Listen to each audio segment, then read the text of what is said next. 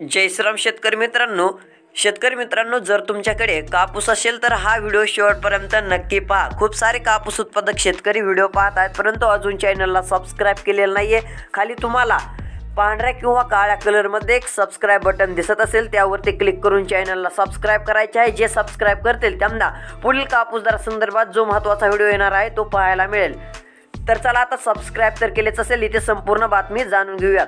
शेतकरी मित्रांनो, तुम्हाला माहितीच असेल की रविकांत तुपकर यांनी मागील काही दिवसापूर्वी आंदोलन केलं होतं, तर त्याचं यश त्यांना मिळालं आहे। तर सरकारने जी आहे ती बैठक त्यांच्यासोबत बोलावली होती, परंतु सरकारला जो त्यांनी 15 तारखेपर्यंतची मुदत दिली ती कापसाला 12,500 व सोयाबीनला जी आहे ती 9,000 रुपयांच्या आसपास बाजारभाव द्यावा म्हणून त्यांची अशी मागणी होती।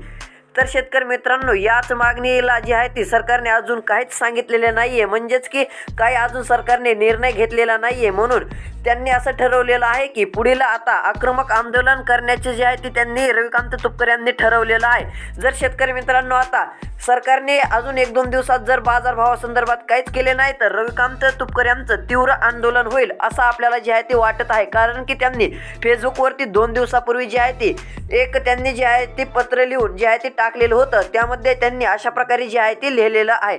तर शेतकरी मित्रांनो, आता सरकारनं जर निर्णय घेतला तर ठीक, नाही तर तीव्र आंदोलन होण्याची शक्यता जी आहे ती आपल्याला पाहायला मिळणार आहे। तर शेतकरी मित्रांनो, आता सरकार निर्णय घेतंय का नाही, का रविकांत तुपकर यांचं तीव्र आंदोलन होतंय, संपूर्ण अपडेट या चॅनलवरती आपल्याला पुढील व्हिडिओमध्ये पाहायला मिळेल। त्यासाठी चॅनलला नक्की सबस्क्राइब करा। धन्यवाद।